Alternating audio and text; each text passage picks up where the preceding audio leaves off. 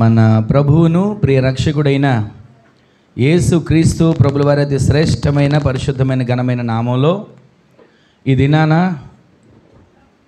ఈ పరిశుద్ధుల పునరుద్ధాన ఆదివారపు ఆరాధనలో పాలు పంపులు పొందిన దేవుని బిడ్డలైన మీ అందరికీ నాకు హృదయపూర్వకమైన వందనాలండి. అందరికీ వందనాలు. మన మధ్యలో ఉన్న అన్నకు కుటుంబానికి కూడా హృదయపూర్వకమైన వందనాలు. ప్రభు ఇంతవరకు మనలను మన కుటుంబాలను కంచివేసి కాపాడైన సజీవమైన రెక్కల నీళ్ళు భద్రపరిచిన దేవునికి ఒక్క క్షణం అందరూ చేతులెత్తి స్తోత్రం చెప్దాం. హల్లెలూయా, హల్లెలూయా, హల్లెలూయా.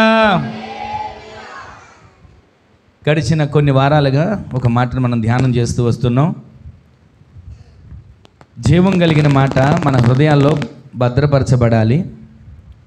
మహిమ కలిగిన మాట మన ప్రాణాత్మ దేహాలకు తెప్పరిల్లు చేయాలి. విన్న ప్రతి మాట మన హృదయం అనే పలక మీద మనం రాసుకోవాలి, జాగ్రత్త చేసుకోవాలి.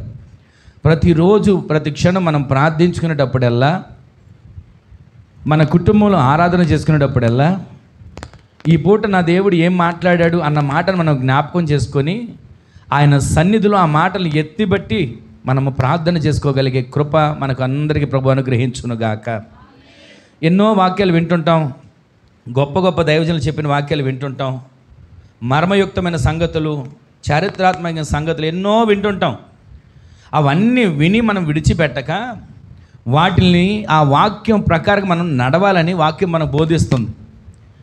మనలో వాక్యం తెలియని వారంటూ ఉండకపోవచ్చు, వినని వారంటూ ఉండకపోవచ్చు, కానీ విన్న వాక్యాన్ని హృదయంలో భద్రపరుచుకొని వాక్యానుసారంగా నడవగలుగుతున్నామా అని మనం ప్రశ్న వేసుకోవాలి. ఇక్కడ వాక్యం వినబడుతుంటుందా? మన పనిలో మనం ఉంటాం. పిల్లలతో ఆడుకునే పనిలో ఆడుకునే వాళ్ళు ఉంటాం, ఫోన్ చూసుకునే పనిలో ఫోన్ చూసుకునే వాళ్ళు ఉంటారు. ఏ రకమైన పని ఎవరికి వాళ్ళకి ఉంటుంది. పనులు లేవని ఎవరిని అనలేం. కానీ దేవుని సన్నిధిలోకి వచ్చినప్పుడు మనం ఎలా ఉంటుందో తెలుసా? ప్రసంగి గ్రంథంలో మాట ఉంటుంది, నీవు దేవుని మందిరమునకు పోవునప్పుడు నీ ప్రవర్తన ఎలా ఉండాలి? ఒక మంత్రి దగ్గరికి వెళ్ళేటప్పుడు అల్లటప్పగా వెళ్తారండి. ఒక మంత్రి దగ్గరికి వెళ్ళేటప్పుడు, ఒక ఎమ్మెల్యే దగ్గరికి వెళ్ళేటప్పుడు, లేకపోతే ఎమ్మెల్యే దగ్గర అవసరంలా ఒక ప్రెసిడెంట్ గారి దగ్గరికి వెళ్ళేటప్పుడు ఎలా పడితే అలా వెళ్తారా? అక్కడికి వెళ్ళేటప్పుడే భయం లేకపోయినా భయం ఉన్నట్టుగా కనబడతారు. చెప్పులు ఆమె దూరాన్ని విడిచి వెళ్తారు. అక్కడికి వెళ్ళాక ఎవరైనా ఫోన్ వస్తుందేమో చెప్పి ముందుగానే ఫోన్ సైలెంట్లో పెట్టుకుంటారు. కానీ దేవుని సంధికి వచ్చినప్పుడు ఆ ఫోనుని కాసేపు మనం పక్కన పెట్టలేకపోతున్నాం. మన ఆత్మీయ జీవితం బలపరచకపోవడానికి మొదటి కారణం ఏంటి తెలుసా? ఫోనే. ఆత్మీయ జీవితాన్ని సగం నాశనం చేస్తుంది అనట్లా, సర్వనాశనం చేసేస్తుంది ఈ ఫోను. దేవుని సన్నిధిలో మనము ఆయన మాటను వినేటప్పుడు, ప్రార్థించేటప్పుడు, ప్రతి విషయంలో మనము దేవునికి వ్యతిరేకమైన వాటి అన్నిటిని పక్కన పెట్టుదుము గాక. గట్టిగా ఆమె చెప్పండి. దేవుని సన్నిధిలో ఎంతసేపు మనం ఆయన మాటలు వింటాం? 30 గంట లేదా గంట. ఆ గంట సేపు మనకు ఖాళీ లేనంత పనులు ఉంటే అది బిజీయే కాదంట్లా. కానీ ఆ కాసేపు నువ్వు దేవునికి ఇచ్చి చూడు, ఆ కాసేపు దేవునితో మాట్లాడి చూడు, ఆ కాసేపు దేవుని మాటలు విని చూడు, నీ జీవితంలో నీవు ఊహించిన కార్యాలు నా ప్రభువు ప్రారంభించబోతున్నాడు. దేవునికి నీవు సమయాన్ని ఇవ్వగలిగితే, దేవునితో నీవు మాట్లాడడం ప్రారంభించగలిగితే, దేవుని మాటలు వినడానికి నీ హృదయాన్ని నీవు సిద్ధపరచుకోగలిగితే, ప్రకటన గ్రంథాలు వింటాం కదా, ఆత్మ చెప్పు సంగతులు ఎవరు వింటారు? చెవి గల్లవాడు మాత్రమే వింటాడు. ఏమంటే మాకు చెవులు ఉన్నాయిగా, చాటంత చెవులు, మరి మాకు వినపడదా? వినపడుతుంది. కానీ వాక్యం వినడానికి ఆ చెవులు ఉపయోగపడట్లా. వ్యర్థమైన మాటలు, ముసలమ్మ ముచ్చట్లు, లోక వార్తలు, వాళ్ళ ఇంటి గురించి, వీళ్ళ ఇంటి గురించి, వారి పిల్లల గురించి, వీళ్ళ పిల్లల గురించి, ఇవి వినడానికి ఉపయోగపడుతున్నాయి. చెవి కలిగిన వాడు ఏం వింటాడో తెలుసా? లోక సంబంధమైన వార్తలు వింటాడు అని ప్రకటన గ్రంథంలో రాయబడలా. చెవి కలిగిన వాడు ఇతరుల గురించిన చెప్పేకునే చెడ్డ సంగతులు వింటాడు అని రాయబడలా.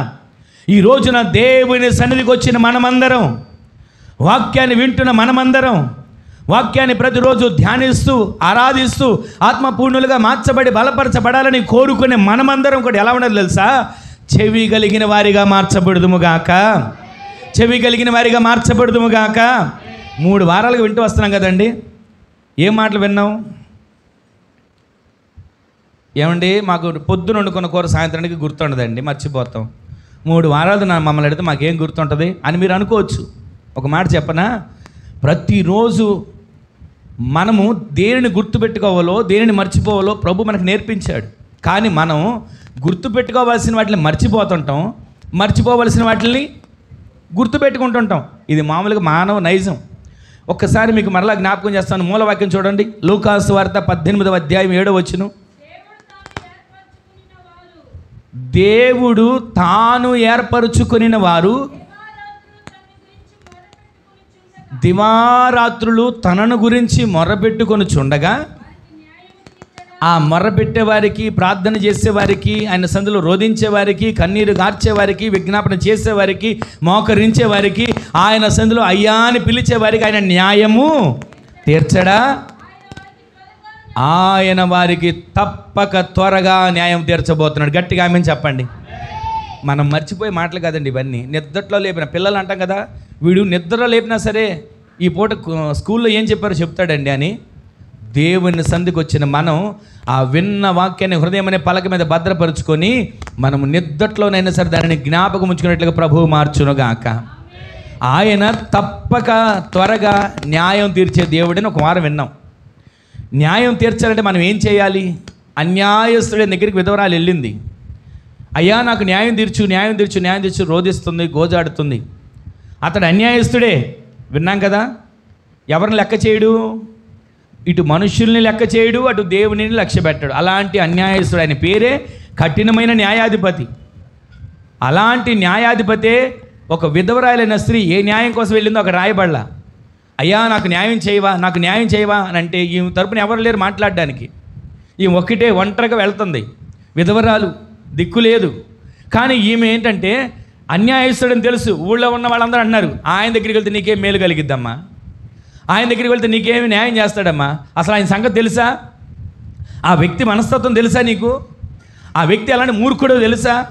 ఎలాంటి కఠినమైన వాడో తెలుసా? అసలు మనుషుల్ని లెక్క చేయడు, మనుషుల్ని పట్టించుకోడు, మనుషుని పురుగును చూసినట్టు చూస్తాడు, అసలు మనిషిని ఏమాత్రం కూడా లెక్క చేయడు అని ఎంతమంది చెప్తున్నా ఆమె ఒక్క నిరీక్షణ ఏంటంటే, లెక్క చేయని వ్యక్తి అయినా సరే మాటి మాటికి నేను వెళ్తా, లెక్క చేయని వ్యక్తి అయినా సరే మాటి మాటికి వెళ్ళి నేను గోజాడతా అని అడుగుతూనే ఉంది.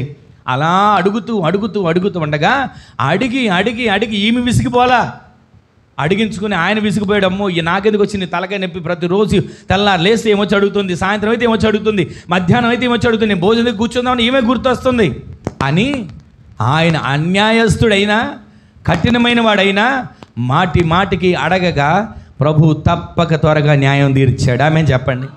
ఈ రోజున మనం ఆరాధించే దేవుడు అన్యాయస్తుడు కాడు, కఠినమైన వాడు కాడు, క్రూరుడు కాడు. మనం ఆరాధించే దేవుడు సర్వాధికారి. ఆమె చెప్పండి. మనం ఆరాధించే దేవుడు సమర్థుడు. ఆమె చెప్పండి.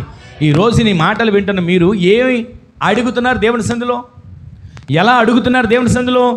నిన్న ప్రార్థన చేసామండి, ఇవాళ కార్యం జరగల, ఇక అడగడం మానేద్దాం.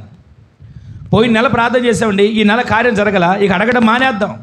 విసిగిపోతున్నాం. ఒకసారి అడుగుతున్నాం, విసిగిపోతున్నాం. 2 సార్లు అడుగుతున్నాం, విసిగిపోతున్నాం. రోజు అదే ప్రార్థన అని అనుకుంటున్నాం. నేను ఎప్పుడు ప్రార్థనలు ప్రారంభించిన మొదట కృప కొరకు ప్రార్థన చేసేది దేనికో తెలుసా? మొదట మన ఇంట్లో కృప ఉంటే చాలు, సమస్తం ఆటోమేటిక్ అవే వస్తాయి. కృప లేకుండా మనం పరుగులు తీసినా, సంపాదించాలని ప్రయత్నం ఏది చేసినా మన వల్ల కాదు. కృప ఒక్కటి మనతో ఉంటే చాలు. కృప చుట్టూ అన్నిటిని దేవుడు సమకూర్చబోతున్నాడు. ఆమె చెప్పండి.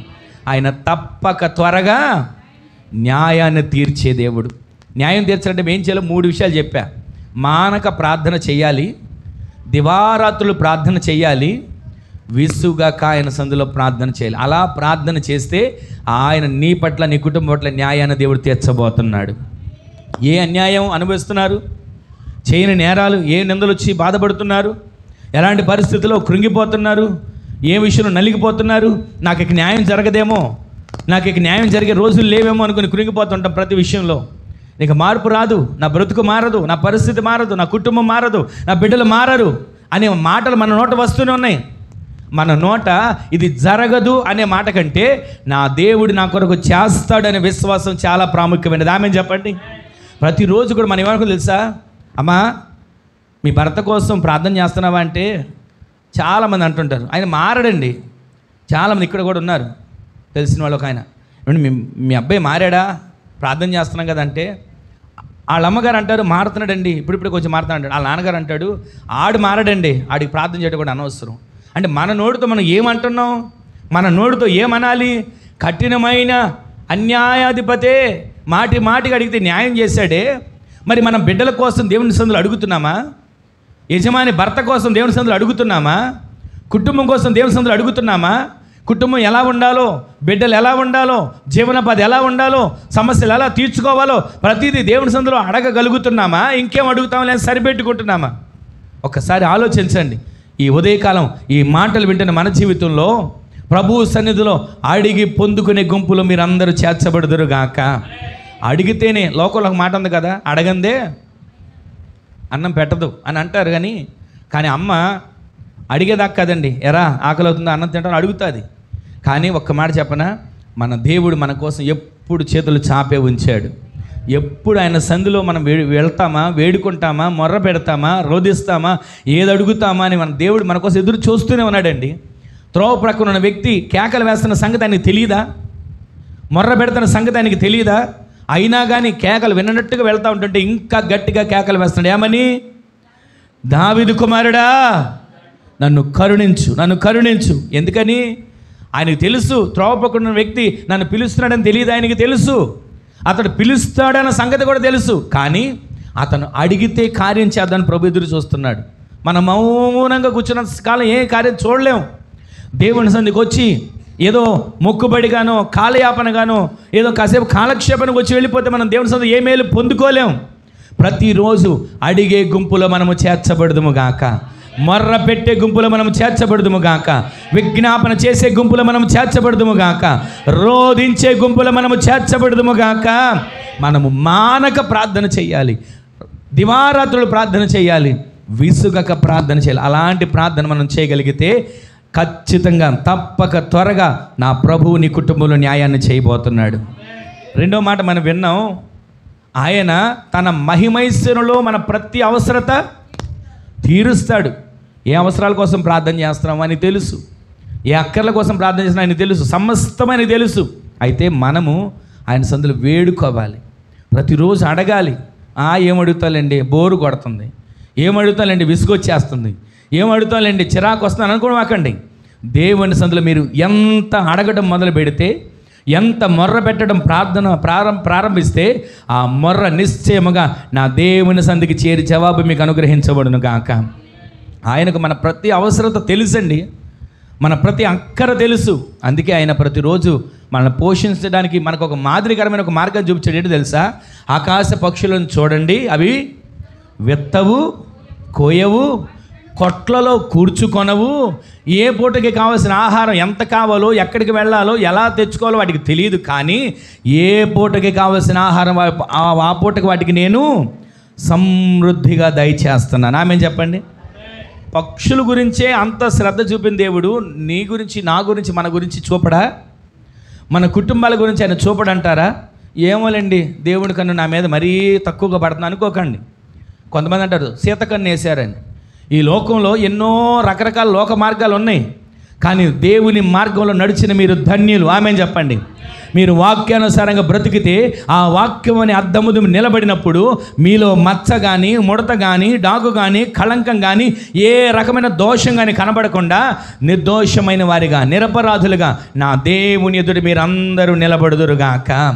మహిమ కలిగిన సింహాసనం ఎదుట, ఆయన ఎదుట కూడా మీరు నిలబడటానికి శక్తి కలిగిన వారిగా మార్చబడుదురుగాక. అలా మార్చబడాలని ప్రతిరోజు మానక ఆయన సందులో వేడుకోవాలి, విజ్ఞాపన చేయాలి, ప్రార్థన చేయాలి, మొర్ర పెట్టాలి. రెండో మాట వింటున్నాం, ఆయన మన ప్రతి అవసరం. ఒకసారి ఆ మాట చదవండి. ఫిలిప్పీయులకు రాసిన పత్రిక 4వ అధ్యాయం 19 వచ్చిన మాట చదువుతున్నారు, చూడండి.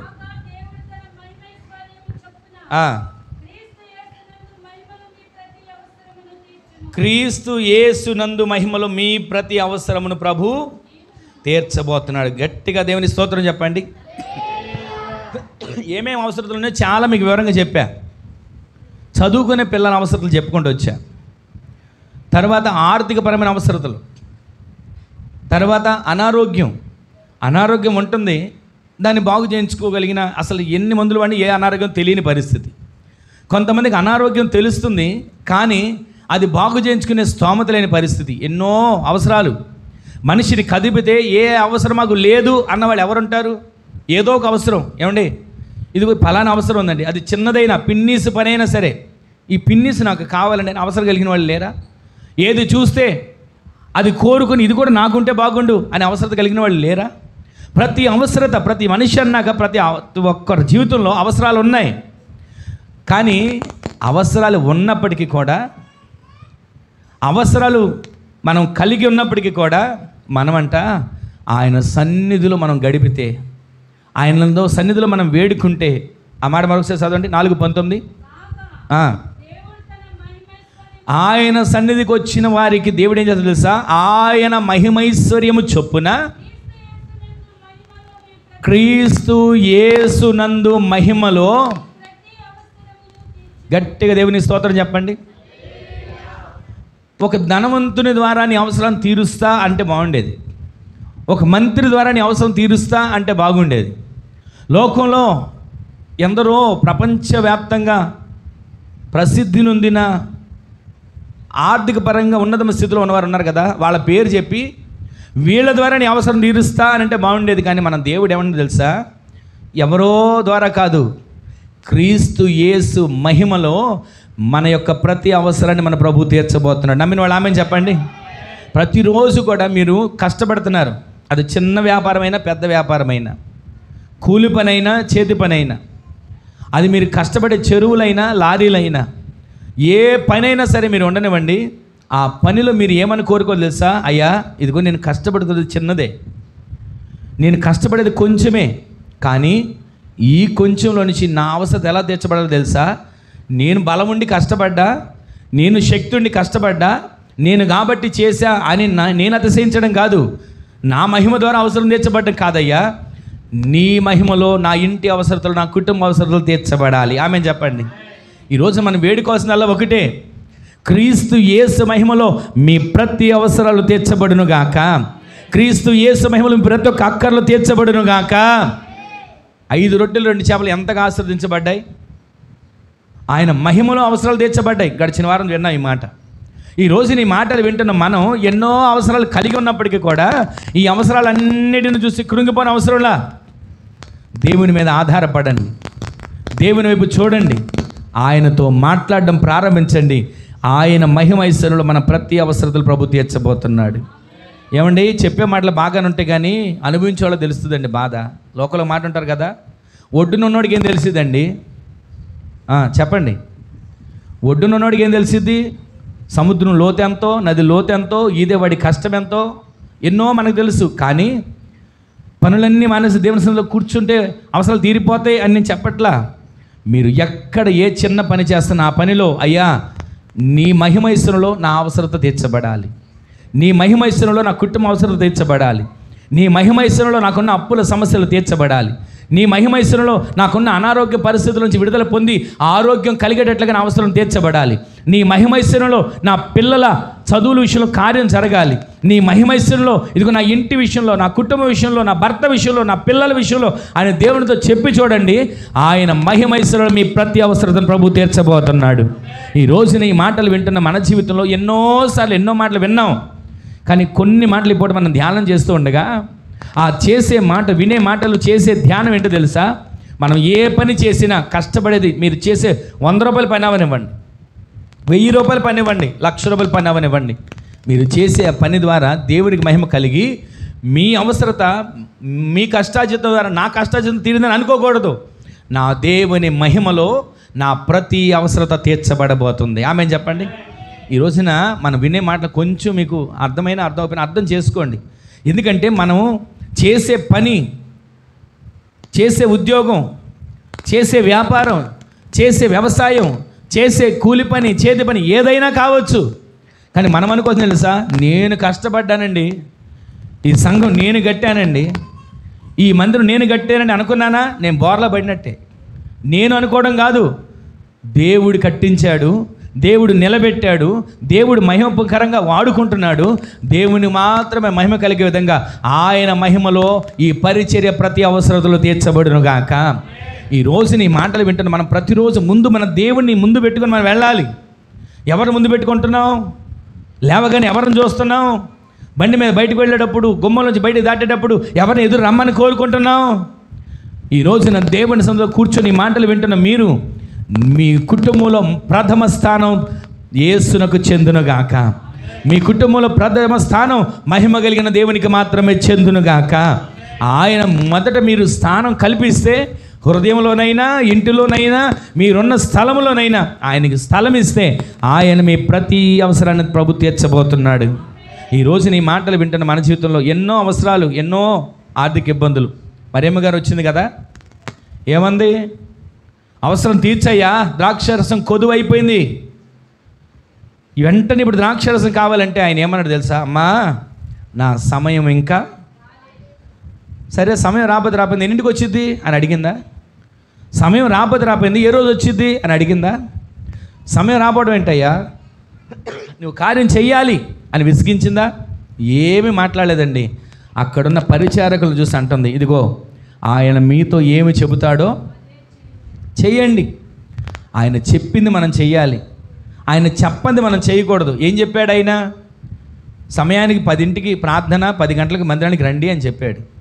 ఏం చెప్పాడు ఆయన? సందులోకి వచ్చిన మీరు లోకంలో ఈ ఇంటి దగ్గర ఉన్న వాటిలన్నింటినీ కాసేపు మర్చిపోయి దేవుని సందులో ఆరాధించండి అని చెప్పాడు. ఏం చెప్పాడు ఆయన? ఆయన సందులో మీరు ఆరాధించేటప్పుడు ఆత్మతో సత్యముతో ఆరాధించండి అని చెప్పాడు.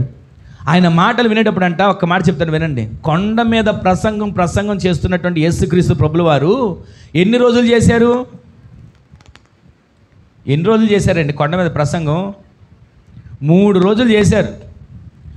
3 రోజుల ప్రసంగంలో పిల్లలు కూడా కదలకుండా అక్కడే ఉన్నారండి. ఈ రోజున మన పిల్లలు దేవుని సందులో ఎంతసేపు కూర్చోగలుగుతున్నారు? 3 రోజులు దేవుడు ఆయన మాట్లాడుతుంటే మైకులు లేవు, ఆయన మాట్లాడుతున్నప్పుడు ఎక్కడ బాక్సులు లేవు. అందరూ అన్ని వేల మందికి కూర్చొని ఉన్నారే. ఇంచుమించు భోజనం చేసిన ఎంతమంది అని విన్నామా? పురుషులే 5,000 మంది, స్త్రీలు కూడా కలుపుకొని ఇంచుమించు ఒక 20,000 మంది వేసుకోండి. అంతమంది కూర్చొని వింటుంటే ఎన్ని బాక్సులు కావాలి, ఎన్ని మైకులు కావాలి, ఎంత సౌండ్ సిస్టమ్ కావాలి? కానీ ప్రభువు మాట్లాడుతుంటే ఆయన నోరు బోర శబ్దంగా మార్చబడి అక్కడున్న ప్రజలందరూ వింటూ ఉంటే ఎవ్వరు కూడా మారు మాట మాట్లాడకుండా, ఇప్పుడే ఉండు బయటికి వెళ్ళి వస్తా, ఇప్పుడే ఉండు ఫోన్ చూసుకొని వస్తా, ఇక్కడే ఉండు ఇదిగో బయటికి వాష్రూమ్కి వెళ్ళి వస్తాను, ఎవ్వరు తిరగలేదండి.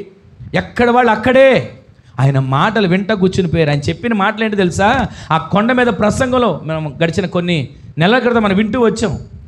ఆ ధన్యులు ధన్యులు ధన్యులు ధన్యులు ధన్యతలో ఆ ప్రసంగాన్ని ఆయన బోధిస్తున్నప్పుడు ఎక్కడ ఎవ్వరు కూడా మాకెందుకు వచ్చిన మాటలే, మాకెందుకు వచ్చిన మాటలు ఇవి, దేనికి ఉపయోగపడతాయి, కూటికా గుడ్డకా అనుకునే వాళ్ళు లేరు. ఈ రోజున దేవుని సన్నిధికి వచ్చినప్పుడు ఆయన మాటలో ఉన్న మకరందాన్ని మనం అనుభవించాలి. ఆమె చెప్పండి. ఇలాగేనంటే ఒక వ్యక్తి 5 స్టార్ హోటల్కి వెళ్ళాడు భోజనం చేద్దామని. అక్కడికి వెళ్ళాడు, ఖరీదైన ఆహారాన్ని ఆర్డర్ ఇచ్చుకున్నాడు. ఆ ఖరీదైన ఆహారాన్ని ఆర్డర్ ఇచ్చుకున్న వ్యక్తి అతను ప్లేట్ తీసుకొచ్చి ఎదురుగా పెడితే తినకుండా చూస్తే తన ఆకలి తీరుద్దా? దేవుని సందుకు వచ్చిన మీరు మాటలు వింటున్నట్టుగా ఉండడం కాదు, ఆ మాటలు మీ హృదయం అనే పలక మీద భద్రపరచబడుదురు గాక. ఆత్మ కలిగిన వారిగా మీరు మార్చబడుదురు గాక. ఆయన మాటలు హృదయంలో ధ్యానించుకునే వారికి మీరు మార్చబడుదురు గాక. విని విడిచిపెట్టే వారిగా కాక విన్న మాటలు మీ హృదయాల్లో భద్రపరుచుకునేటట్లు ప్రభు సహాయం చేయునుగాక. ఈ మాటలు వింటున్న మనం ఎన్నిసార్లు ఆయన మాటలు వింటున్నా 3 రోజుల పాటు ఆయన చెబుతున్న మాటలకి అన్ని వేల మంది అక్కడే ఉండిపోయారండి. ఇంకా కొంతమంది ఆయన సముద్ర తీరాన్ని వెళ్తూ ఉంటే, అయ్యా మా బిడ్డలు ముట్టి స్వస్థపరచవా, ఇదిగో రోగాలతో ఉన్నారు వీళ్ళని బాగు చేయవా అని వెంట పడతా ఉంటుంటే, అదే సమయంలో పేతురు అక్కడ కనబడితే, పేతురు కొంచెం సేపు నీ పడవని నా కోసం అప్పగిస్తావా అంటే పడవలోకి ఎక్కాడండి. ఎక్కడంతోనే వాళ్ళకి ప్రసంగించడం మొదలుపెట్టాడు. ఆ పడవను కొంచెం లోతుకు నడిపించమన్నాడు. లోతుకు నడిపిన తర్వాత పేతురు ముఖం చూశాడు. రాత్రంతా శ్రమ పడ్డాడు, ఏ కష్టం చేసినా ఏం దొరకలా, ఏ కష్టపడినా ఏమాత్రం ప్రయోజనం లేకపోయింది. వెంటనే పేతురుతో అంటాడు, ఇదిగో ఈ ప్రక్కన వలై, కుడి పక్కన వలై అనగానే, అయ్యా చేపలు ఏ టైంలో పడితే నాకు తెలుసు, ఎంత లోతుకు వెళితే పడితే నాకు తెలుసు, నేను చేపలలో ఈ వేటలో ఎంత సీనియర్నో నాకు తెలుసు. కానీ నేను రాత్రంతా శ్రమపడ్డాను, రాత్రంతా ప్రయాసపడ్డాను, రాత్రంతా కష్టపడ్డాను, కానీ ఏ ఒక్క చేప కూడా దొరకలేదయ్యా. కానీ నీ మాట చొప్పున, ఆమెను చెప్పండి, నీ మాట చొప్పున నేను వల వేస్తా అని వేశాడండి వల. ఎక్కడి నుంచి వచ్చిందో తెలీదు. గుట్టలు గుట్టలుగా చేపలు వల నిండా నింపబడిపోతే లాగుదామంటే వల పిగిలిపోయే పరిస్థితి వచ్చింది. వెంటనే చేపలను చూస్తున్నాడు, యేసయ్యను చూస్తున్నాడు. చేపలను చూస్తున్నాడు, యేసయ్యను చూస్తున్నాడు. వెంటనే ఏమన్నాడు తెలుసా? జబదే కుమారులారా, మీరు కూడా ఇక్కడికి రండి. దేవుడు నాకు ఇచ్చిన సమృద్ధి, దేవుడు నాకు ఇచ్చిన ఆశీర్వాదం, దేవుడు నాకు చేసిన మేలులో మీరు కూడా పాలు పంపులు పొందండి అని వాళ్ళని కూడా పిలిచాడండి. ఒక్క మాట చెప్పనా, ఈ రోజున మీరు దేవునిలో ఆత్మీయంగా ఎదుగుతూ ఉంటే, ఆత్మీయంగా మీరు బలపరచబడుతూ ఉంటే, దేవుడు మీకు చేసిన మేలు మీరు ఒక్కరు అనుభవించడం కాదు, దేవుని ఎరగని వారికి ఆ మేలుని మీరు రుచి చూపించే వారిగా మార్చబడుదురుగాక. మీరు పొందుకున్న మేలుని అనేకులకు ప్రకటించే వ్యక్తులుగా మీరు మార్చబడుదురుగాక. వెంటనే వాళ్ళు కూడా వచ్చారండి. ఎక్కడి నుంచి వచ్చిందిరా ఈ రాశి? ఎలా వచ్చింది ఇన్ని చేపలు? మనం రాత్రంతా ప్రయాసం పడ్డాం కదా, ఏమి లేదు, ఖాళీ వలలు కడుక్కుంటున్నాం కదా, ఎక్కడి నుంచి వచ్చింది చెప్పాడు. అందరూ ఆశ్చర్యపోయారండి. ఈ రోజున సన్నిధికి వచ్చిన నీవు ఒక్కడివి ఆశీర్వదించబడితే, సన్నిధికి వచ్చిన నీ ఒక్క కుటుంబం ఆశీర్వదించబడితే, నీ ద్వారా నీ చుట్టుపక్కల ఉన్న కుటుంబాలన్నీ కూడా ఆశీర్వదించబడును గాక. నీ ఒక్కడి ద్వారా నీ ఉన్న ప్రాంతం కాపాడబడును గాక. నీ ఒక్కడి ద్వారా నీ ఉన్న అపార్ట్మెంట్ కాపాడబడును గాక. నీ ఒక్కడి ద్వారా నీ ఉన్నటువంటి నీకు రక్త సంబంధికులందరూ రక్షించబడుదురు గాక. అలా రక్షించబడేట్లుగా ఏం చేయాలి తెలుసా? ఆయన మాట వినాలి. అయ్యా ఇదిగో నాకు తెలుసు చేపలు ఎప్పుడు పడతాయో అని ఆయన మాట పెడచని పెట్టలా. నాకు తెలిసినా నీ మాట చొప్పున వల వేస్తానయ్యా. ఇదిగో ఆయన ఏం చేయాలో నేను చెప్పగలను, కానీ నేను అది చెప్పను. ఆయన మీతో ఏం చెప్తాడో అది చెయ్యండి. వెంటనే నీళ్లు ముంచి వడ్డం చేస్తే మధురమైన ద్రాక్షరసగా మార్చబడింది. ఈ రోజున మన బ్రతుకులు మార్చబడాలంటే మాట వినాలి. మన బ్రతుకులు మార్చబడాలంటే ఆయన చెప్పినట్టు చెయ్యాలి. మన బ్రతుకులు మార్చబడాలంటే ఆయన వైపు మాత్రమే తేరు చూచుదుముగాక. అలాగే ఒక మాట మీకు జ్ఞాపకం చేస్తాను కదా, అప్పుల పాలైపోయినటువంటి ప్రవక్త భార్య.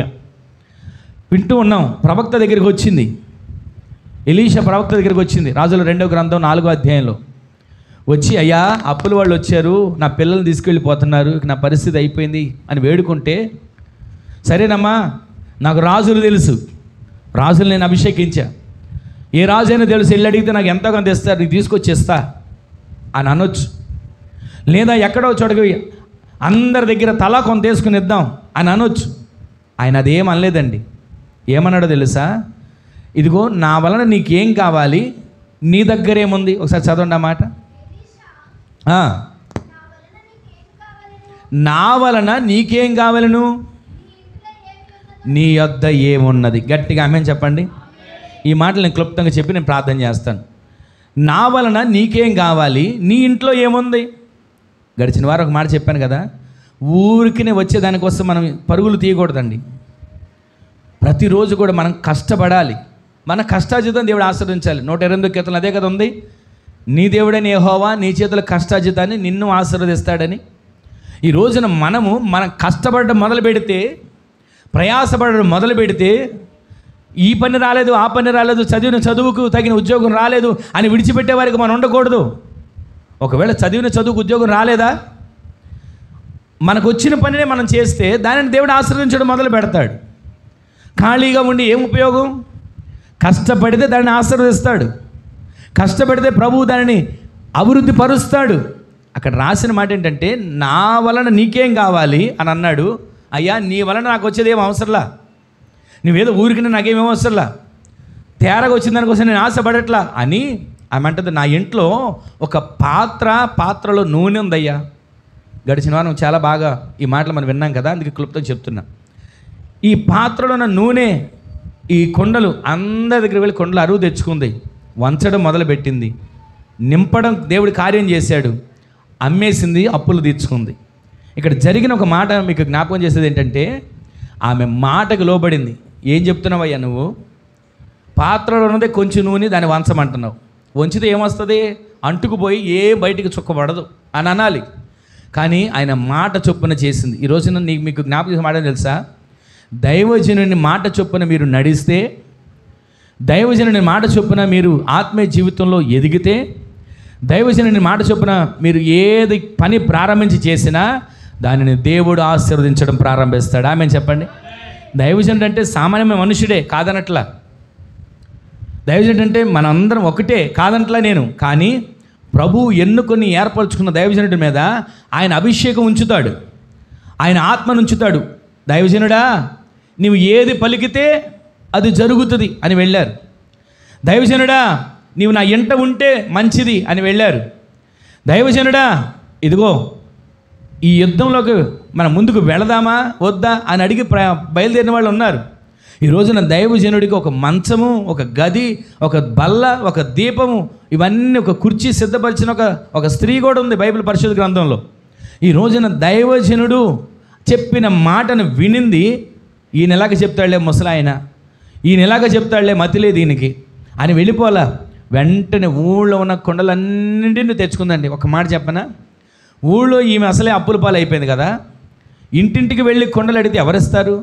కానీ కొండ ఇంటింటికి వెళ్ళి తెచ్చుకున్న దానికి సాదృశ్యం దేనికి కనబడుతుందో తెలుసా? ఆమె సాక్ష్య జీవితానికి కనబడుతుంది. ఆమె చెప్పండి, సాక్ష్య జీవితం ఊళ్ళో ఎక్కడ పోగొట్టుకోవాలా. భర్త చనిపోయాడు, అప్పులు చేశారు, 2 పిల్లలు ఉన్నారు, కానీ ఊళ్ళో ఎక్కడికి వెళ్ళినా ఆమెకు కొండలు దొరికాయంటే దానికి కారణం ఏంటి తెలుసా? ఆమె పరిమళ సాక్ష్య జీవితం కలిగి ఉంది. ఆమె చెప్పండి, ఈరోజు మనము పరిమళ సాక్ష్య జీవితం కలిగిన వారిగా ఉంటే మనం వెళుతున్నప్పుడు మనం చూసి అనాలంట, వీళ్ళు దేవుని బిడ్డలని. మనల్ని చూసిన వాళ్ళు అనాలంట, వీళ్ళు ఏది చెబితే అది జరుగుతుందని. మనల్ని చూసిన వాళ్ళు అనాలంట, ఇదిగో వీళ్ళ ప్రార్థన చేస్తే అద్భుతాలు జరుగుతాయి అనే మాట అనేకుల నోట మన గురించి దేవుడు పలికించునుగాక. ఆ విధంగా మాట్లాడాలంటే మనం ఎలా ఉండాలి తెలుసా? మాట వినేవారిగా ఉందుముగాక, మాటకు లోబడేవారిగా ఉందుముగాక, విధేయత కలిగిన వారిగా ఉందుముగాక. వాళ్ళు చెప్పేది ఏంటండి, మేము చేసేది ఏంటండి, అక్కడికి వెళ్ళి మేము చేసేది అనుకునే కొన్ని సందర్భాలు ఉంటాయి. కానీ ప్రభు సన్నిధిలో మనం ఎలా ఉండాలి తెలుసా? మాట విన్నవాళ్ళు ఆశీర్వదించబడ్డారు, మాట విన్నవాళ్ళు అభివృద్ధి చెందడం ప్రారంభించారు, మాట విన్నవాళ్ళు దేవునిలో అత్యధికమైన స్థానంలో ఎదిగినట్లుగా మనం చరిత్రలో చూస్తున్నాం. అయితే ఈ రోజున తేరగా వచ్చేదానికోసం ఆశపడలే ఆమె. దేవుని సన్నిధిలోంచి దేవుడు నాకేమి ఇవ్వాలి, నా ఇంట్లో ఇది ఉంది అని ఆశపడిందండి. ఈరోజు నీ మాటలు వింటున్న మనం ఎవరో ఏదో ఇస్తారు, ఏదో చేస్తారని ఎప్పుడు మనం ఆశపడకూడదండి.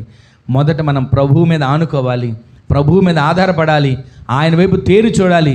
సమస్తమును ఆయనే మనకు ధారాళముగా దయచేయునుగాక.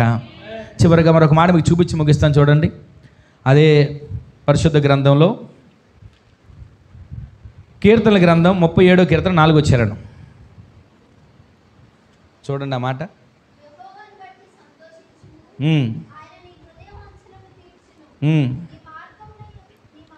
యెహోవాను బట్టి సంతోషించుము, ఆయన నీ హృదయ వాంఛలను తీరుస్తాడు. మొదటిది, ఆయన మనకు న్యాయం తీరుస్తాడు. న్యాయం తీర్చే దేవుడు ఎలా న్యాయం తీరుస్తాడంటే ప్రార్థన చేస్తే. ఎలా న్యాయం తీరుస్తాడంటే దివారాత్రులు ప్రార్థన చేస్తే. ఎలా న్యాయం తీరుస్తాడంటే మానక విసుగక ప్రార్థన చేస్తే న్యాయం తీరుస్తాడు. రెండవది, మన ప్రతి అవసరత తీరుస్తాడు. ఆ అవసరత తీర్చేటప్పుడు మనం ఏం చేయాలి తెలుసా? ఒకటేమో ఒప్పుకోవాలి, రెండవది దేవుని సన్నిధిలోకి రావాలి, మూడవది ప్రభు చెప్పినట్లు చేయాలి. మూడో మాట ఇప్పుడు మీకు జ్ఞాపకం చేశాను. ఈ 2 విషయాల్లో 3 మాటలు మీకు జ్ఞాపకం చేశాను. ఒకటి, న్యాయం తీర్చే దేవుడు, ఆయన సన్నిధిలో మానక ప్రార్థన చేస్తే న్యాయం తీరుస్తాడు. రెండవది, దివారాత్రులు ప్రార్థన చేస్తే న్యాయం తీరుస్తాడు. మూడోది, ఆయన సన్నిధిలో విసుగక ప్రార్థన చేస్తే న్యాయం తీరుస్తాడు. రెండో మాట మనం వింటూ వచ్చాం, అదేంటంటే మనకు ఆయన మహిమలో ప్రతి అవసరత తీర్చాలంటే మరియా తల్లి వెళ్ళి ఒప్పుకున్నట్లుగా మనం ఒప్పుకోవాలి దేవుని సన్నిధిలో. రెండవది, దేవుని సన్నిధిలో కనబడాలి. మూడోది, మనము ప్రతిరోజు ఆయన మీద ఆధారపడాలి, ఆయన వైపు తేరి చూడాలి, ఆయన చెప్పినట్టు చేయాలి. అలా చేస్తే మన జీవితాల్లో దేవుడు మన ప్రతి అవసరత తీర్చి అద్భుతాలు జరిగించునుగాక. చివరికి ఇక్కడ ఒక మాట వింటున్నాం, అదేంటి తెలుసా? ఒప్పుకోవా, అక్కడ హృదయ వాంఛలను తీరుస్తా. చదవండి ఒక మాట. దేవునిని బట్టి మీరు సంతోషిస్తే, యెహోవాని బట్టి మీరు సంతోషిస్తే ఆయన మీ హృదయ వాంఛలను తీర్చబోతున్నాడు. దేవునికే మహిమ కలుగునుగాక. హృదయ వాంఛ అంటే కోరిక. పైకి కోరికలు కనబడతాయా, లోపల ఉంటాయా చెప్పండి? కోరికలు పైకి కనబడతాయా, లోపల ఉంటాయండి? లోపలే ఉంటాయి. లోపలే కోరికలు ఎంతసేపు మనసులోనే ఉంటాయి. అయితే ఆ కోరికలు కూడా దేవునికి ఇష్టానుసారమైన కోరికలుగా ఉండాలండి. నా దేవుని కొరకు నేను ఎలా బ్రతకాలి, నా దేవుని కొరకు నేను ఎలా జీవించాలి, నా దేవుని కొరకు నేను ఎలా చేయాలనే హృదయ కోరిక మనలో ఉండాలి. అలా కాకుండా వేరే వేరే లోక సంబంధమైన కోరికలుగా ఉంటాయి, అవి తీరతాయి నేను చెప్పట్లా. హృదయ వాంఛను దేవుడు తీరుస్తాడంటే ఆ వాంఛ, ఆ కోరిక కూడా దేవునికి అనుకూలమైన కోరికగానే ఉండాలి. ఆమెను చెప్పండి. అలా ఉంటే ప్రభు తీరుస్తాడు. ఈ రోజున ఇక్కడ మనం వింటున్న మాటలో ఆయన మన ప్రతి అవసరత తీరుస్తాడు, ఆయన మనకు న్యాయం తీరుస్తాడు, ఇక్కడ కోరిక తీరుస్తాడు. అయితే ఈ కోరిక తీర్చాలంటే మనం ఎలా బ్రతకాలి దేవుని దృష్టిలో, ఎలా జీవించాలి దేవునికి అనుకూలంగా. ఇలాగే ఒకసారి సౌలు రాజు యుద్ధం వచ్చినప్పుడు ఆ యుద్ధం ఉన్న పరిస్థితిలో నలిగిపోతూ ఎలా మనం బయట పడతాం అనుకుని భయపడిపోయి 40 రోజులు గుడారం బయటికి రాలి.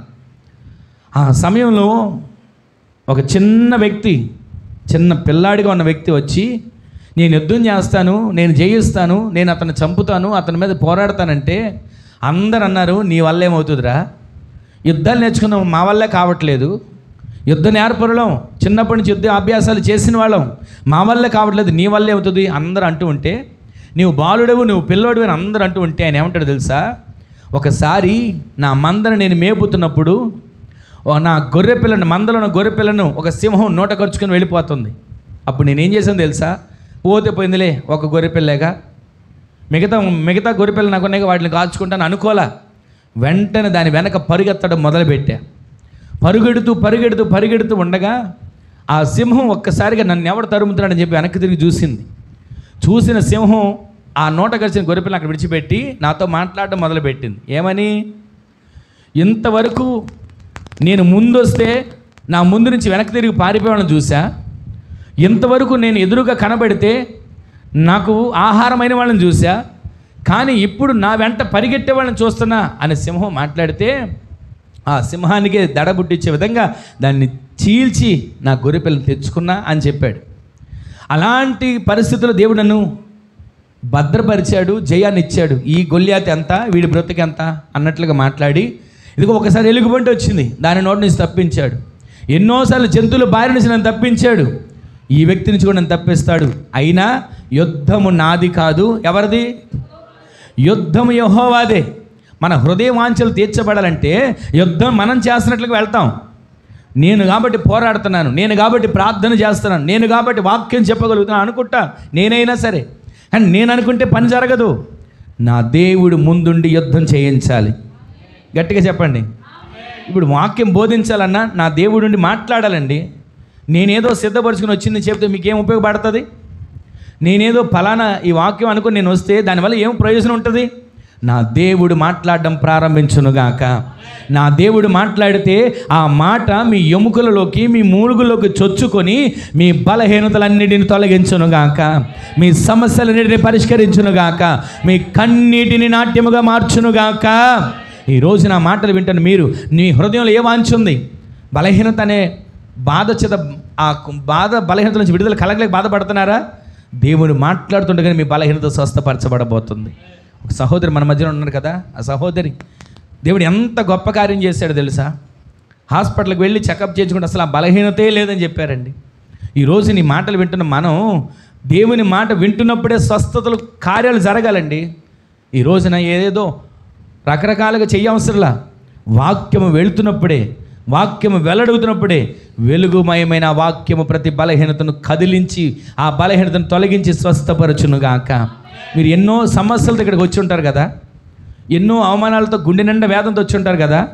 వాక్యము మిమ్మల్ని తాకుతుండగానే మీ సమస్యలన్నీ ఆరిన నెలగా మార్చబడునుగాక, మీ సమస్యలన్నీ ఎర్ర సముద్రం పాయలనట్టుగా పాయలవునుగాక. ఇక మీ సమస్య మీ కళ్ళ ఎదుట ఉండకుండా అది తొలగిపోవునుగాక. ఈరోజు నీ మాటలు వింటున్న మీరు ఎన్నో కోరికలు, ఎన్ని వాంఛలతో ఉంటారు. కానీ ప్రతిరోజు అయ్యో నాకు ఆ పని అవ్వట్లేదే, నాకు ఈ పని జరగట్లేదని బాధపడుతుంటారు కదా. ఈ రోజున ఇక్కడ మీరు ప్రార్థన చేసుకుని వెళ్ళండి. మీ జీవితాల్లో దేవుడు ఊహించని కార్యాలు జరిగించునుగాక, ఊహించని అద్భుతాలు జరిగించునుగాక. ఈ రోజున సౌలు రాజు సింహాసనం ఉంది, అధికారం ఉంది, ప్రజలు ఉన్నారు, రాజ్యం ఉంది, కావలసిన సుఖభోగాలు అన్నీ ఉన్నాయి. కానీ ఏం పోగొట్టుకున్నాడు తెలుసా? అభిషేకాన్ని పోగొట్టుకున్నాడు. సౌలు రాజు అభిషేకాన్ని పోగొట్టుకున్నాడు. దేవుని వాంఛ ఏంటో తెలుసా?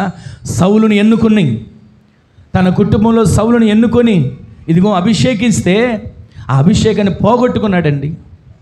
వద్దన్న మాట చేయొద్దన్న పని చేశాడు. ఈ రోజున మాట వింటున్నామా? మాట వినుకోకుండా ఇష్టమైనట్లు బ్రతుకుతున్నామా?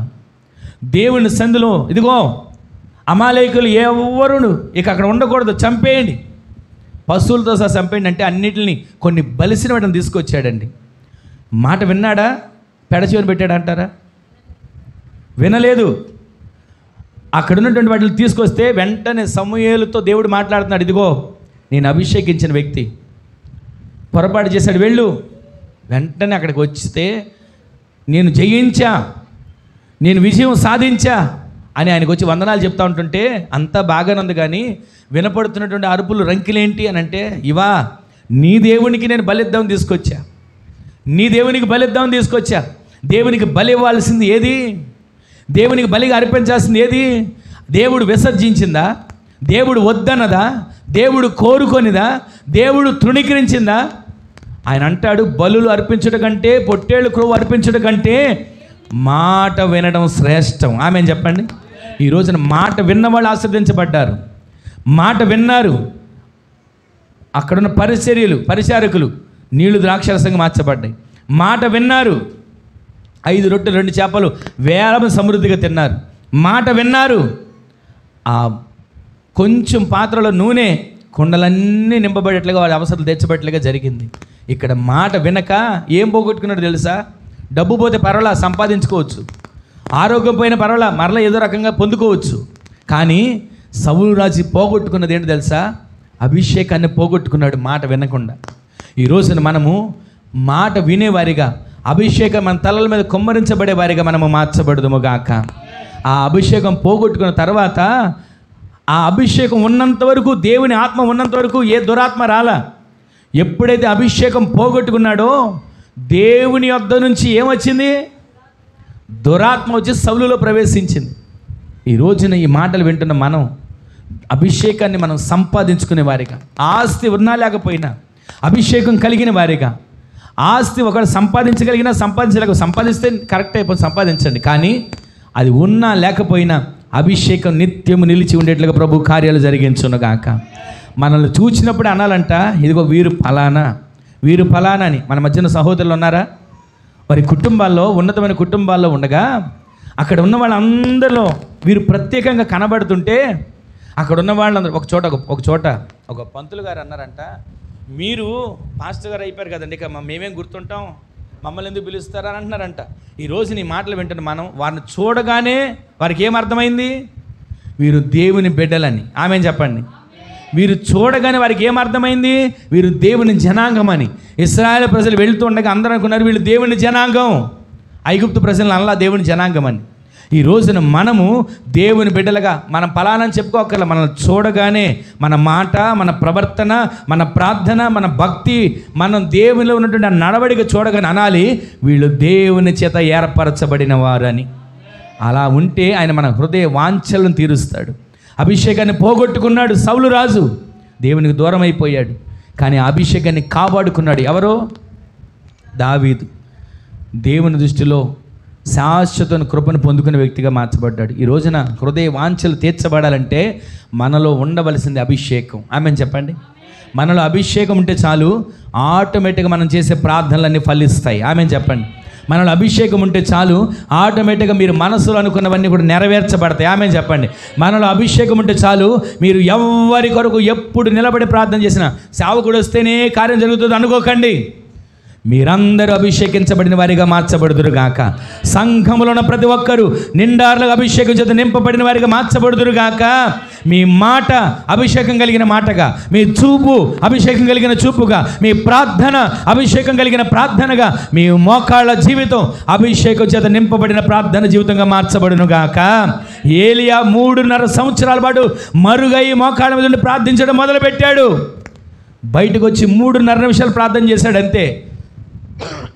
ఆ 3.5 నిమిషాల్లో ఆకాశం నుంచి అగ్ని కుమ్మరించబడింది. అట్టి ప్రార్థన అనుభవం కలిగిన, అభిషేకం కలిగిన వ్యక్తులుగా మీరందరూ మార్చబడుదురుగాక. ఈరోజైన ఈ మాటలు విన్న తర్వాత ఒక్క క్షణం నా హృదయ వాంఛలు తీర్చబడాలి, నేను దేవుని అభిషేకం పొందుకున్న వ్యక్తిగా మార్చబడాలి, అభిషేకం పోగొట్టుకున్న వ్యక్తిగా కాదు అని ఈ రోజు నుంచి మీరు తీర్మానం చేసుకోగలిగి ప్రార్థన చేసుకోగలిగితే, అభిషేకం పొందుకున్న మీరు, అభిషేకంలో అనుభవించగలిగిన మీరు, మీ హృదయ వాంఛలని నా ప్రభువు తీర్చునుగాక. మీ హృదయ వాంఛలని నా ప్రభువు తీర్చునుగాక. ఈరోజు నీ మాటలు వింటున్న మన జీవితంలో మన హృదయంలో స్వచ్ఛమైన, మన హృదయంలో పవిత్రమైన వాంఛ ఉండాలండి. పైకి ఒక మనస్సు, లోపల ఒక మనసు మనం ఉండకూడదు. దేవుని బిడ్డలుగా ఉన్న మనం ఇక్కడ ఏది ఆలోచిస్తామో, ఇక్కడేది ఆలోచిస్తామో బయటకు కూడా అదే ఉండాలి. ఒకరి గురించి పైకి మంచిగా మాట్లాడిన తర్వాత లోపల వాళ్ళ గురించి తప్పుగా మాట్లాడే స్వభావం అస్సలు మనకు, అది అపవాది లక్షణం. అది మనం ఏదైనా సరే ముఖాముఖిగా వారితో మాట్లాడి వాళ్ళ గురించి మనం మంచిగానే చెప్పాలి, మంచిగానే ఉండాలి. ఒకవేళ వారి ఏదైనా లోపం ఉందా ఎదురుగానే చెప్పాలి, అక్కడితో సరిపోతుంది. ఈ రోజున దేవుని దృష్టిలో ఒకవేళ అలా చెప్తే ఎలా కుదురుతుందండి, విరోధం అయిపోతాం అని అనుకోకండి. ఒకవేళ మనుషుల దృష్టిలో విరోధం అయినా ఒకరోజు వాడు అర్థం చేసుకుంటారు. ఒకప్పుడు నాకు ఇలా చెప్పారు కదా, నేను ఆ మాటను పెడచని పెట్టాను, దానివల్లే ఈ నష్టం, ఈ కష్టాలు వచ్చినాయి అని చెప్పి వాళ్ళే అర్థం చేసుకుంటారు, అర్థం చేసుకున్న రోజుకి. కానీ మనము దేవుని సన్నిధిలో ఉన్నటువంటి అదే దృష్టితో ఎదుటి కూడా కనపరచుదుముగాక. ఒక చిన్న మాట చెప్పి నేను ముగిస్తాను. ఇలాగేనంట, హృదయ వాంఛలు తీర్చబడాలంటే ఒక చిన్న మాట. మోహన్ సి లాజరస్ గారు ఒక చోట వాక్యం చెప్పడానికి వెళ్ళి ఒక హోటల్ రూమ్లో దిగాడంట. ఆ హోటల్ రూమ్లో ఆయన దిగితే ఆ హోటల్లో రూమ్ బాయ్గా ఉన్నటువంటి ఒక వ్యక్తి ఆయన దగ్గరికి వచ్చి ఆయన చూసి, ఈయన పాస్టర్ గారు లాగా ఉన్నారు కదా అని, అతను గుండె నిండా కలవరంతో వేదనతో ఉన్నాడు. రూమ్ బాయ్గా పనిచేస్తున్నాడు, కానీ తనకేదో సమస్యలతో ఇక ఆ ఊళ్ళో ఉండడం నా వల్ల కాదు, వెళ్ళిపోదాం, ఏదో ఒకటి ఎక్కడో చోటకి వెళ్ళిపోదాం, ఇక్కడ బ్రతకలేము అని చెప్పి నిరాశలో ఉంటే అక్కడ వచ్చినటువంటి ఆ సేవకునితో చెప్పాడంట, అయ్యా నా పరిస్థితి ఇది, ఎందుకు మిమ్మల్ని చూస్తే నాకు ఈ మాట చెప్పుకోవాలనిపిస్తుంది, నాకున్న బాధ ఇది, నా హృదయంలో ఉన్నటువంటి పరిస్థితి ఇది అని మొత్తం చెప్తే ఆయన అన్నారంట, నీ కొరకు నేను ప్రార్థన చేస్తాను బాబు, ఇదిగో ఇవాళ నీ కోసం ప్రార్థన చేస్తా, రేపురా నీకు ఏం చెప్తా, ఏదైతే దేవుడే చెప్తానంటే ఆ రాత్రంతా మోహన్ సి లాజరస్ గారు ఆ కుర్రాడు అతని మీద ఉన్నటువంటి ప్రేమను బట్టు, అతను చూసినటువంటి ఆ ముఖాన్ని చూసిన బాధను బట్టు ప్రార్థన చేయడం మొదలు పెడితే దేవుడు ఏదో చెప్పాడు. తెల్లారా వ్యక్తి వచ్చి అడిగాడంట, అయ్యా నన్ను ఏం చేయమంటారు, ప్రార్థన చేస్తానన్నారు కదా, ఏం జరిగిందంటే దేవుడు నాకు చెప్తున్నాడు, ఇదిగో నువ్వు ఏ ఊరు విడిచిపెట్టి వెళ్ళవసరంలా, ఎక్కడెక్కడికో వెళ్ళిపోదాం అనుకుంటున్నావు కదా, ఎటో పారిపోదాం లేదా ఏదో చేసుకుందాం, ప్రాణాలు తీసుకుందాం అనుకుంటున్నావు కదా, ఏం అవసరంలా, ఇదే ఊర్లో ఉండు, దేవుడు నిన్ను హెచ్చించబోతున్నాడు అని చెప్పాడు. ఆ మాట చెప్పేశాడు, ఆయన వెళ్ళిపోయాడు. మరలా కొన్ని సంవత్సరాల తర్వాత ఆయన ఊరు మరలా వాక్యం చెప్పడానికి వస్తే ఒక ఉన్నతమైన అధికారి, ఒక పెద్ద వ్యాపారవేత్త ఆయన ఎదుగుకొచ్చి నిలబడ్డాడు. ఈయన ఎవరోలే అనుకుంటుంటే ఆయన వచ్చి ఆయనకు వందనాలు చెప్పి కాళ్ళమే పడి వందనాలు చెప్తూ, అయ్యా ఇదిగో ఎవరు నా కాళ్ళమే పడుతుంటే అన్నాడంట, నేనండి ఫలానా కొన్ని సంవత్సరాల క్రితం మీరు ఫలానా రూమ్లో దిగినప్పుడు నేను మీకు రూమ్ బాయ్గా ఉన్నాను కదా, ఆ రోజున మీరు నాకు ఒక మాట చెప్పారు, ఇదే ఊర్లో ఉండు దేవుడు నేను హెచ్చిస్తాడని. ఎక్కడ హోటల్లో నేను బాయ్గా చేశానో అదే స్థలంలో నుంచి నేను ఒక చిన్న వ్యాపారం మొదలుపెట్టాను, బడ్డీ కొట్లకు చిన్న బండి మీద టిఫిన్ వ్యాపారం మొదలుపెట్టాను. అది అంచెలంచెలుగా మారి ఒక హోటల్గా మార్చబడింది, అంచెలంచెలుగా మార్చబడి ఒక క్యాటరింగ్గా మార్చబడింది, అంచెలంచెలుగా మార్చబడి ఇదిగో ఈ రోజున ఆ హోటల్ పేరుని పెట్టాను తెలుసా, బ్లెస్సింగ్ క్యాటరింగ్ అనే పేరు పెట్టాను. దాన్ని బట్టి ఎక్కడికి వెళ్ళాలన్నా ఇక్కడి నుంచే, ఎవరి దగ్గరికి క్యాటరింగ్ వెళ్ళాలన్నా ఇక్కడి నుంచే, ఎవరి దగ్గరికి ఏది సప్లై చేయబడాలని ఇక్కడి నుంచే దేవుడు అలా అభివృద్ధి పరిచాడండి. ఎక్కడ నేను నష్టపోయానో, ఎక్కడ చనిపోవాలనుకున్నానో, ఎక్కడ నేను ఈ ఊరు వదిలి పారిపోవాలనుకున్నానో దేవుడు నన్ను జ్ఞాపకం చేసుకొని నా హృదయ వాంఛను తీర్చాడు, దేవుడు నన్ను జ్ఞాపకం చేసుకుని నా పరిస్థితిని మార్చాడు అని సాక్ష్యం చెప్తా ఉంటుంటే, ఈ సాక్ష్యం ఇక్కడితో కాదయ్యా అని చెప్పి మోహన్ సి లాజరస్ గారు అతన్ని తీసుకుని వెళ్ళి ఆ వీడియో అతను చెప్పే సాక్ష్యం రికార్డింగ్ చేసి టీవీలో కూడా వదిలాడు. ఈరోజు నీ మాటలు వింటున్న మనం ఏ సమస్యతో ఉన్నా, ఎటో వెళ్ళిపోవాలి, ఏదో అయిపోవాలి, ఏదో చేసుకోవాలని ఒక కలవరాలతో ఉన్నా మీ హృదయ వాంఛలను దేవుడు తీర్చబోతున్నాడు, మీ పరిస్థితులను దేవుడు మార్చబోతున్నాడు, మీ అంతరంగాన్ని దేవుడు శుద్ధీకరించబోతున్నాడు. దేవునికి స్వచ్ఛమైన మనసు కలిగిన వ్యక్తిగా నీవు మార్చబడగలిగితే నీ మనసులో ఉన్నటువంటి బాధ, కలవరం ఏదైనా కావచ్చు, దానంతటిని దేవుడు తొలగింపజేసి నీకు సంతోషాన్ని, సమాధానాన్ని ప్రభు దయచేయునుగాక. ఆయన సన్నిధికి వస్తే మనకు న్యాయం తీరుస్తాడు, ఆయన సన్నిధికి వస్తే మన ప్రతి అవసరతలు తీరుస్తాడు, ఆయన సన్నిధికి వస్తే మన హృదయ వాంఛలను తీరుస్తాడు. ఈరోజు ఈ మాటలు విన్న మనందరం కూడా ఒక్క క్షణం, అయ్యా ఈ 3 కార్యాలు నా జీవితంలో జరగాలి, ఈ 3 విషయాలు నేను అనుభవించాలి, ఈ 3 విషయాలు నేను ఒక జయాన్ని పొందుకోవాలని అనుకుంటూ ఎవరికొరు తల్ల వంచండి, ప్రార్థన చేసుకుందాం. తల్ల వంచండి, చిన్న ప్రార్థన చేసుకుందాం. ఎవరికి వారి తల్ల వంచండి, ప్రార్థన చేసుకుందాం. ఆయన తప్పక త్వరగా న్యాయం తీరుస్తాడు. భర్త విషయంలో బాధపడుతున్నా, భార్య విషయంలో ఇబ్బంది పడుతున్నా, పిల్లల విషయంలో ఆందోళన చెందుతున్నా, ఒక్క క్షణం ప్రార్థన చేసుకోండి. ఒక చిన్న ప్రార్థన చేసుకోండి. మీరు ఎవరికొవారు ప్రార్థన చేసుకోండి. ఒక ప్రార్థన చేసుకోండి. న్యాయం తీర్చే దేవుడు.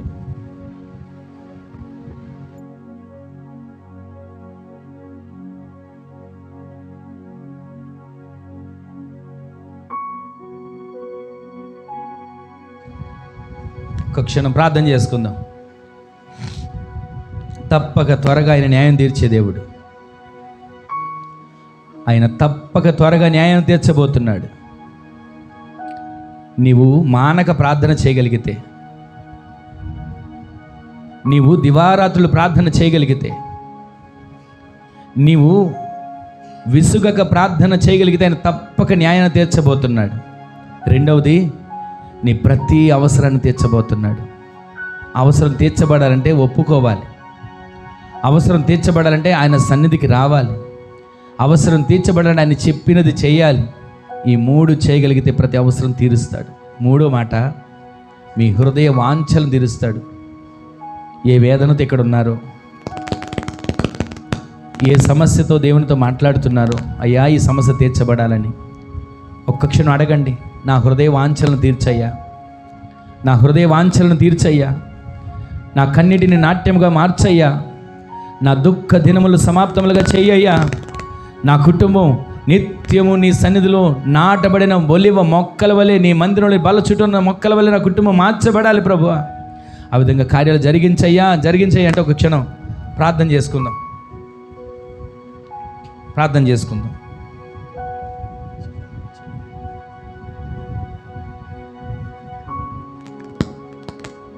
ప్రేమగల తండ్రి, పరిశుద్ధుడా, జీవాధిపతి, గొప్ప దేవుడా, నీకు వందనాలయ్యా. ఎంతైనా నమ్మదగిన దేవుడవు, చాలిన సరిపోయిన వాడవు. నీ బాహు చాపారు. ఇదిగో నాయన, మీరు మాట్లాడిన ప్రతి ఒక్క మాట మా హృదయం అనే పలక మీద మీరు స్థిరపరిచినందుకు వందనాలు. మేము నిత్యము నాయన నీ సన్నిధిలో మీరు న్యాయం తీర్చే దేవుడు అని నీ మీద ఆధారపడుతూ, మా అవసరతలు తీర్చే దేవుడు అని నీ సన్నిధిని ఆశ్రయిస్తూ, మా హృదయ వాంఛలను తీర్చే దేవుడు అని మిమ్మల్ని ప్రతి దినము కూడా మేము ధ్యానిస్తూ జీవితం కొనసాగడానికి కృప చూపించండి. ఇదేనా నా పాలు పంపులు పొంది మీ బిడ్డలందరినీ పేరు పేరున దీవించండి, ఆశీర్వదించండి. నీ పునరుద్ధాన దీవెనలు ప్రతి వానిపైన కుమ్మరించండి. అయ్యా, చిన్న బిడ్డలు, పెద్దవారు, యవనస్తులు, చదువుకునే బిడ్డలు, ఉద్యోగాలు, వ్యాపారాలు, వ్యవసాయాలు, చెరువులు, లారీలు, రకరకాల జీవనోపాధి వృత్తులు చేసే ప్రతి ఒక్క బిడ్డలను మీరు ఆశీర్వదించండి. వారమంతటికీ కావాల్సిన కృపనివ్వండి. వారు వెళ్ళే ప్రతి ఒక్క మార్గాల్లో, చేసే ప్రతి ఒక్క ప్రయాణాల్లో కృప తోడుగా ఉంచండి. ఈ వారమంతా నీ సన్నిధిలో ఈ దినాన విన్న ఈ మాటలన్నీ ప్రతిరోజు బిడ్డలు నెమరు వేసుకోవడానికి, జ్ఞాపకం చేసుకుని నీ సన్నిధిలో ప్రార్థించుకోవడానికి కృప దయచేయండి. మహిమ కలిగిన కార్యాలు చేసి ఘనమైన మీ నామానికి మీరు మహిమను తెచ్చుకోనమని అయ్యా, గర్భిణీ స్త్రీలకు చక్కటి సుఖమైన కాన్పు, తల్లి బిడ్డకి ఆరోగ్యం, క్షేమం దయచేయండి. అదేవిధంగా గర్భఫలం కోసం ఎదురు చూసే బిడ్డల విషయంలో కార్యాలు జరిగించండి. అయ్యా, ఇదిగో గర్భంలో ఉన్నటువంటి శిశువుల్లో ఉన్నటువంటి ప్రతి బలహీనతల లోపాలన్నింటినీ సరిచేసి చక్కటి ఆరోగ్యవంతులుగా, అవయవాలన్నీ సవ్యంగా ఉండేట్లుగా సహాయం చేయండి తండ్రి. ఎవరెవరు బలహీనులుగా ఉన్నా, రోగులుగా ఉన్నా వారిని మీరు ముట్టి స్వస్థపరచండి. కుటుంబాలుగా ఆశీర్వదించమని వేడుకుంటూ ఈ వారమంతా కావలసిన కృపాక్షేమాలు సమృద్ధిగా దయచేసి మహిమ పొందండి. ఇదేనా నీ సందులో పాలు పంపులు పొందిన ప్రతి ఒక్క బిడ్డలను, ఆరాధనలో పాలు పంపులు పొందిన ప్రతి ఒక్క బిడ్డలను పేరు పేరును దీవించిన రాకడ కొరకు సిద్ధపరచండి. ఘనత, మహిమ, ప్రభావాలు మీకు ఆరోపిస్తున్న సరేయుడైన యేసు క్రీస్తు శక్తిగల నామంలో స్తుతించి ప్రార్థించి అడిగి వేడుకొని పొందుకొని ఉన్నాము తండ్రి. ఆమేన్, ఆమేన్, ఆమేన్. మన తండ్రి అయిన దేవుని యొక్క ప్రేమ, కుమారుడును ప్రభువైన యేసు క్రీస్తు వారి యొక్క కృప, మహాకనికరం, పరిశుద్ధాత్మ దేవుని యొక్క అన్యోన్య సహవాసమైన సన్నిధి ఇప్పుడును ఎల్లప్పుడును మనకును, మన వలె ప్రార్థించే సకల పరిశుద్ధులకును, ఈ దినాన సన్నిధిలో అడుగుపెట్టిన ప్రతి వారికి, ఈ వారమంతా వారి కుటుంబాలకును, చేసే పనులకును, వెళ్ళే మార్గాలకును కృపా సమాధానములు సదాకాలం సమృద్ధిగా తోడయ్యుండును గాక. ఆమేన్. హల్లెలూయా, హల్లెలూయా, హల్లెలూయా.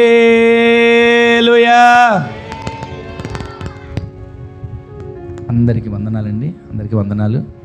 ప్రభు మిమ్ములను, మీ కుటుంబములను ఆశీర్వదించును గాక.